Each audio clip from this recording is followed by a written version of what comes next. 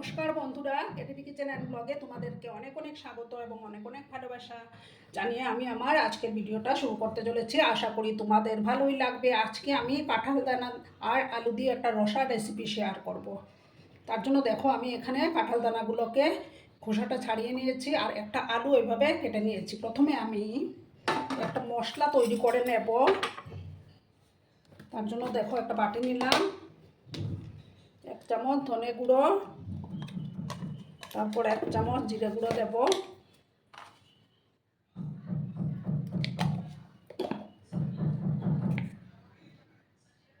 তারপর লঙ্কা গুঁড়ো 1 চামচ,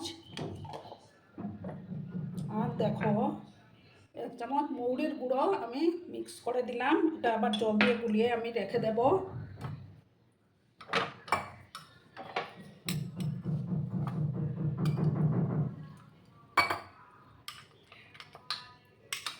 তাতে বাটা মশলার টেস্টটা আসবে বন্ধুরা। ভালো করে মিক্স করে আমি রেখে দিলাম। দেখো মশলাটা গুলা কমপ্লিট। এবার আমি এই যে কাঁঠালের দানাগুলো যে আছে ওগুলোকে আমি একটা কুকারের মধ্যে দিয়ে দেব। তারপর আমি সামান্য জল অ্যাড করে দেব।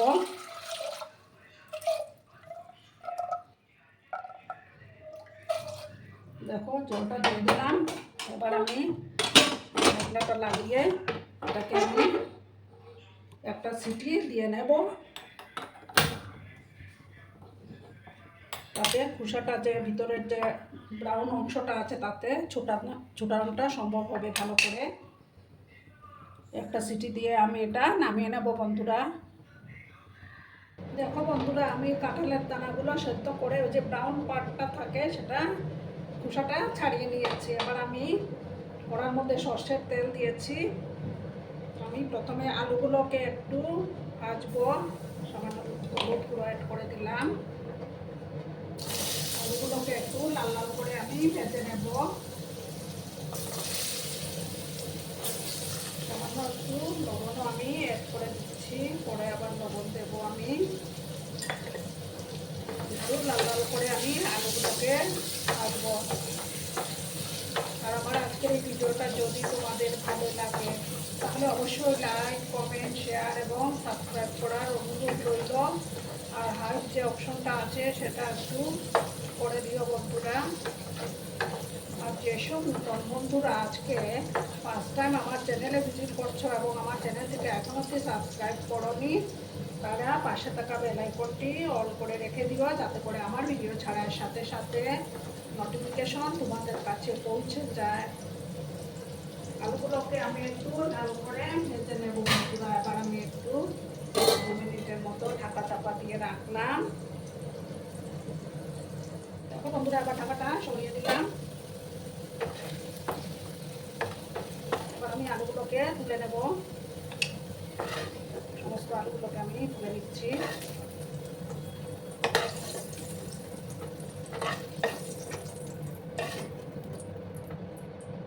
এবার আমি আর একটু সর্ষের তেল দেবো। রান্নাটা সর্ষের তেলে করলেই ভালো লাগে খেতে।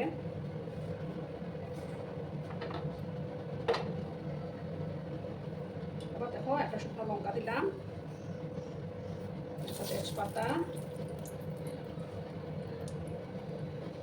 কয়েকটা দারচিনির টুকরো দিলাম, আর 2টো ফাটানো এলাচ, আর সামান্য গোটা জিরে আমি দিয়ে দেবো 1/2 স্পুনের মতো। ফোড়নটাকে একটু ভাজবো আমি।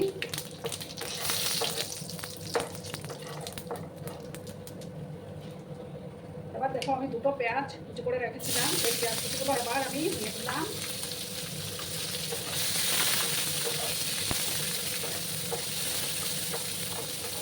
পেঁয়াজগুলোকে আমি একটু লাল লাল করে ভেজে নেবো বন্ধুরা।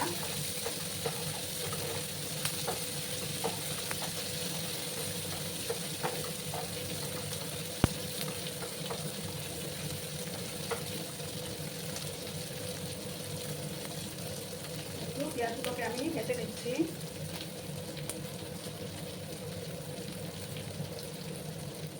দেখো বন্ধুরা, এবার আমি আদা আর রসুনের পেস্টটা আমি এবার দিয়ে দেবো 1 আদা রসুনের পেস্ট একসাথে ভালো করে আমি কষিয়ে নেব।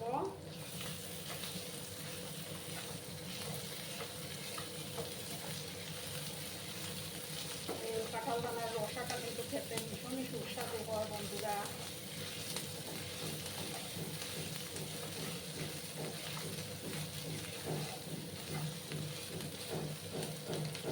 আর একটু সময় আমি পেঁয়াজগুলোকে আদা তারপর রসুনের পেস্টটাকে ভালো করে ভাজা ভাজা করে নেব, যাতে করে একটু কাঁচা গন্ধটা চলে যায়।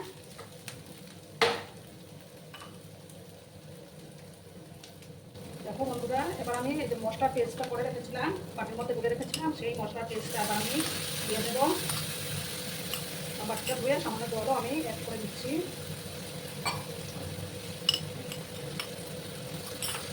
এবার পরিমাণ মতো হলুদের গুঁড়োটা অ্যাড করে দেবো। দিয়ে ভালো করে কিন্তু কষাতে হবে।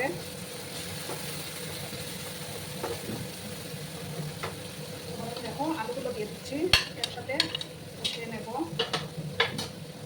আর কাঁঠালের দানাগুলো আমি একটু করে দিচ্ছি। আর একটু জল আমি অ্যাড করলাম। ভালো করে আমি কষিয়ে নিচ্ছি বন্ধুরা।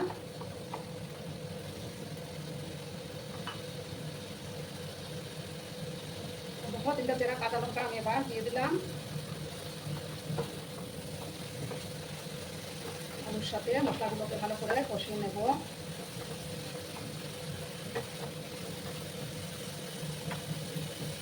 একটু সময় নিয়ে আমি এটাকে কষিয়ে দিচ্ছি বন্ধুরা। যখন তেল ছাড়তে শুরু করবে তখন আমি কাঁঠালের দানাগুলো অ্যাড করে দেবো। দেখো বন্ধুরা, আবার আমি কাঁঠালের দানাগুলো দিয়ে দেবো।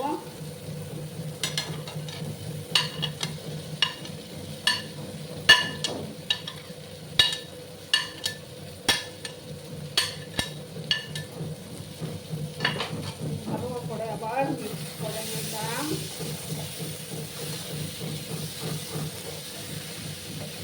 খুব সুন্দর একটা সুগন্ধ থাকছে বন্ধুরা।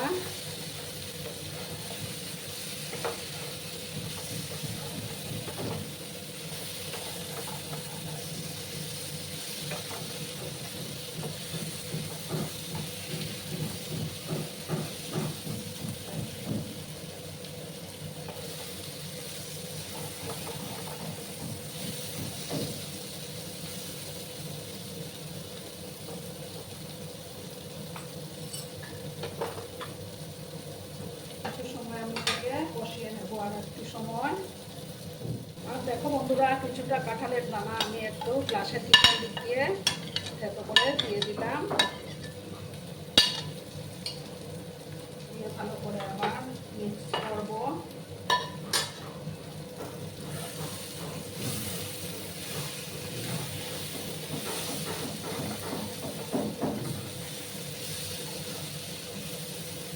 এবার এটার মধ্যে গরম জল দেবো বন্ধুরা।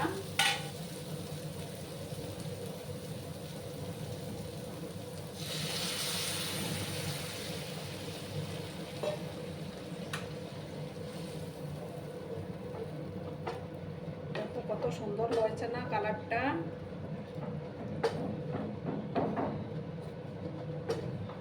এবার আমি পরিমাণ মতো লবণটা অ্যাড করে দিচ্ছি।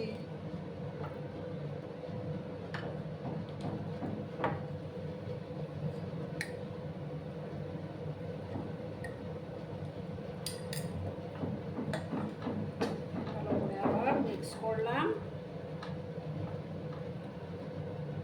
এবার গ্যাসের আঁচটাকে কম করে দিয়ে আমি ধরো 5 মিনিটের মতো আমি রান্না করে নেব। ঢাকা চাপা দিয়ে দিলাম। ঠিক আছে বন্ধুরা।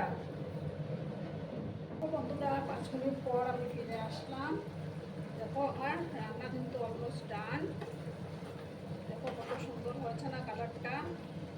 এবার আমি গ্যাসটা অফ করে দেবো। ঠিক আছে, অফ করে 2 মিনিট আমি স্ট্যান্ডিং টাইমে রাখবো। তারপর আমি সার্ভ করে তোমাদেরকে দেখাচ্ছি বন্ধুরা। দেখো বন্ধুরা, আমি সার্ভ করে দিয়েছি আমার এই কাঁঠাল দানার রসার রেসিপি। তো তোমাদের কাছে কেমন লাগলো অবশ্যই কমেন্ট করে বলো। কিন্তু তোমাদের এই সুন্দর সুন্দর কমেন্টগুলো পড়তে আমার কিন্তু দারুণ লাগে। আর এতক্ষণ ধরে আমার ভিডিওটার সাথেও পাশে থেকে আমাকে এতটা ভালোবাসা দেওয়ার জন্য তোমাদেরকে আবারও জানাই অনেক অনেক ভালোবাসা এবং অনেক অনেক ধন্যবাদ। ততক্ষণে তোমরা সবাই খুব ভালো থেকো, সুস্থ থেকো, আনন্দে থেকো। আর আমার ভিডিওটার কোনো অংশ যদি তোমাদের একটুকু ভালো লাগে তাহলে তোমাদের পরিবার পরিজনদের মাঝে শেয়ার করে দেওয়ার অনুরোধ রইল। ততক্ষণে খুব ভালো থেকো, ধন্যবাদ।